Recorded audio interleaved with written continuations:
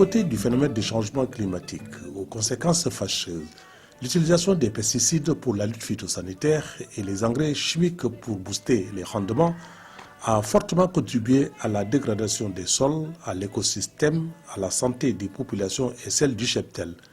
Dès lors, chercheurs et universitaires sont interpellés pour des solutions alternatives. C'est entre autres sens de l'expérimentation du fertilisant Biohumus.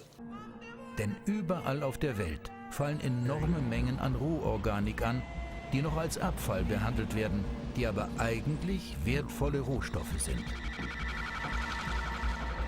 Diese organischen Materialien könnten, wenn sie gesammelt und gezielt vorbehandelt werden, wesentlich zu einem effizienten Humusaufbau im Boden beitragen.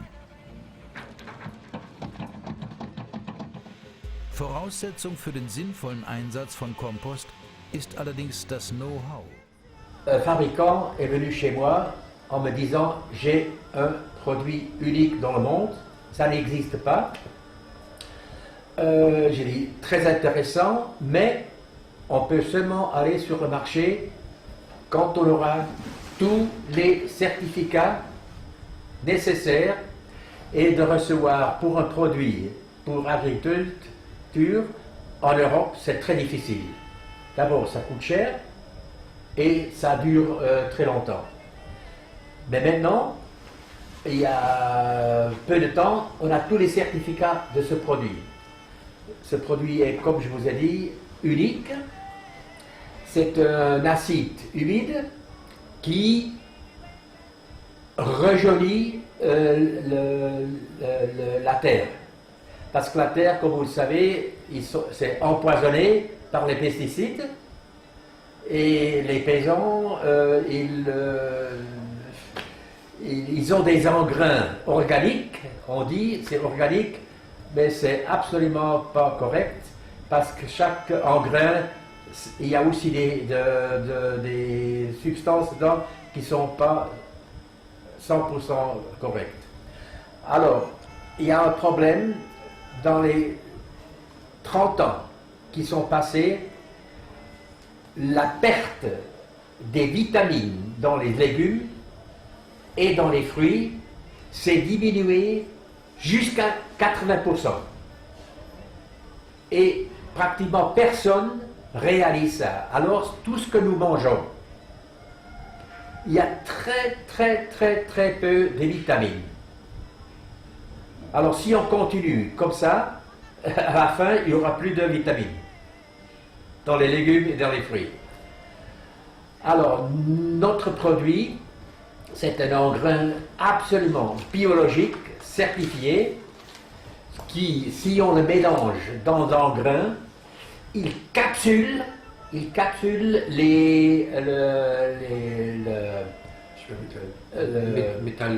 poison, hein, capsule le poison et il fait pousser les fruits, les légumes d'une manière biologique.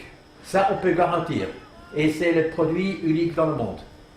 L'humus est le fruit des connaissances mutualisées ou capitalisées de la recherche en théorie et en pratique dans les laboratoires et sur les différents types de sols.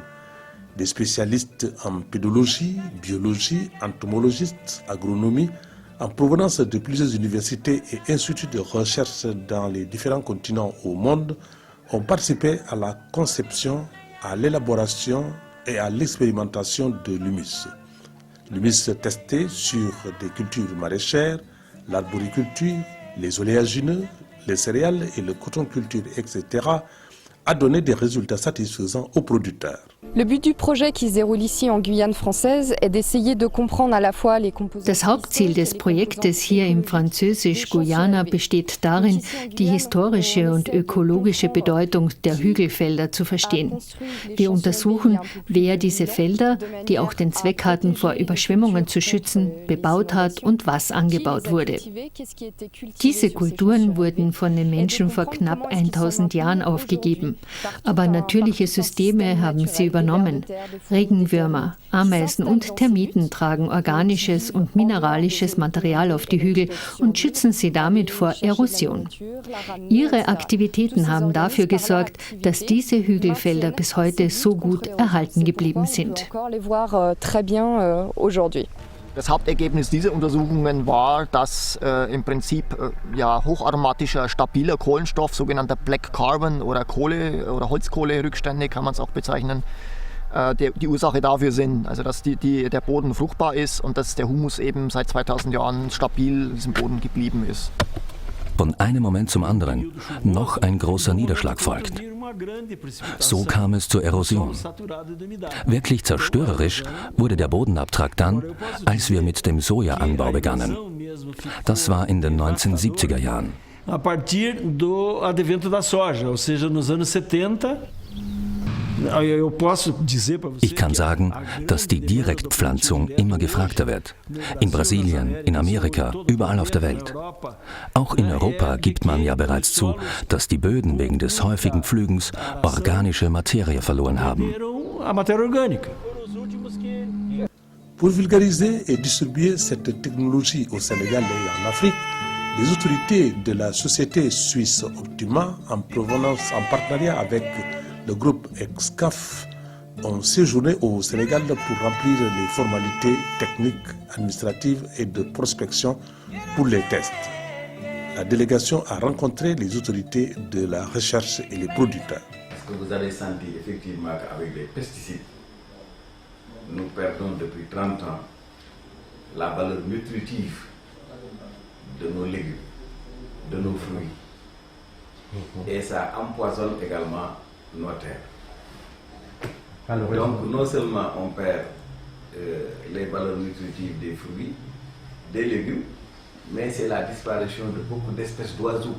Exact. Il y a beaucoup d'oiseaux qu'on ne voit plus. Die Vögel fressen den Samen weg. Ja. Parce que les pesticides les tuent. Ouais. C'est rare maintenant d'aller dans la brousse, de trouver des grenouilles, de trouver ces oiseaux qu'on rencontrait et qui sont très importants dans la nature. Ja, ja. Ça disparaît. Ouais. Donc ça détruit plus que ça rapporte. Mais si c'est moins cher que les pesticides, c'est-à-dire que si on constate que c'est un bon produit, nous allons nous tous faire un plaidoyer pour que nos États subventionnent le produit, pour qu'on puisse vendre ça moins cher que le pesticide, qui permettra aux producteurs d'enrichir. Et ça, c'est un travail que des parlementaires, les hauts conseillers comme nous, pouvons dire à l'État. Désormais, vous mettez par exemple 200 milliards pour l'achat d'engrais, mais pesticides. Non, prenez une partie maintenant pour le bio. Vous subventionnez maintenant jusqu'à hauteur de 30 milliards pour le bio. Le reste, vous mettez maintenant pour le pesticide. Si les paysans voient qu'en tout cas le bio contribue beaucoup plus à sa production, certainement on va même demander qu'on oriente la subvention vers le bio. Et ça pourra nous aider et ça pourra développer également le produit. La FENOPSIT, c'est la fédération qui s'occupe de la commercialisation arachidière au niveau du Sénégal. Pratiquement la quasi-totalité des produits arachidières, c'est nous qui le collectons. C'est nous qui encadrons aussi des paysans pour mieux produire l'arachide, surtout les semenciers. On travaille en étroite collaboration avec les semenciers. C'est pourquoi on a reçu cette délégation qui nous propose des engrais organiques. Vraiment, on nous a bien expliqué, ça me paraît vraiment excellent de façon qu'il nous explique, ça me paraît vraiment un très bon engrais. Mais au niveau de l'État du Sénégal, ils vont démarcher pour avoir l'homologation au niveau des services techniques. Mais en ce qui nous concerne, nous les producteurs du département de Tivaouane, on va l'accueillir avec un bras ouvert. Ce sera une excellente chose pour l'agriculture sénégalaise. Si ça nous donne des résultats favorables, nous on va commander une quantité importante pour distribuer à nos membres. Parce que nous sommes 2400 producteurs. Nous sommes très nombreux. S'il y a un produit qui nous intéresse, il n'y a pas de problème. Ces innovations permettent effectivement aux agriculteurs de l'Afrique de l'Ouest de pouvoir fertiliser leur sol à moindre coût en utilisant effectivement les résidus des récoltes, en mélangeant, en compostant ces résidus de récolte. Je pense que c'est déjà quelque chose de gagné. Puisqu'au lieu de brûler ces résidus de récolte, nous les transformons et nous mélangeons les produits et nous arrivons à fertiliser nos sols. L'autre aspect, effectivement, avec l'application de cette technologie sur nos terres qui permet de les désaliniser, je pense que ce serait un grand pas pour les pays de l'Interland. Parce que nous voyons s'il y a des produits toxiques qui sont utilisés dans nos régions et ces produits-là permettent de les éliminer. Pour moi, c'est un grand pas en avant pour l'agriculture ouest-africaine. Donc je pense qu'on a longuement discuté et nous pensons que ce sera un bon produit pour en tout cas changer complètement le contexte par rapport à ces agréments qui nous agressent à tout moment par rapport au changement climatique, par rapport à la dérégulation donc, du système. Donc je pense que en tout cas si nous l'avons, nous pourrons en tout cas changer complètement la façon de travailler. Et je pense que ce ne sera pas dans l'agriculture tout simplement, dans l'agriculture dans le sens large, il y aura l'élevage parce que ces produits-là pourront en tout cas amener la meilleure façon de travailler au niveau de l'élevage, au niveau de la pisciculture, de la pêche aussi. Donc c'est un produit aussi qui va pouvoir nous permettre en tout cas de changer complètement le comportement de l'aquaculture et le comportement au niveau des bassins de production. Je pense que ce sont des choses que nous pouvons en tout cas gérer avec eux et essayer en tout cas de lancer le processus au niveau de l'Afrique de l'Ouest. Nous vous remercions d'avoir suivi ce premier film sur la présentation du fertilisant naturel humus et les mesures envisagées pour sa disponibilité au Sénégal et dans l'Afrique de l'Ouest.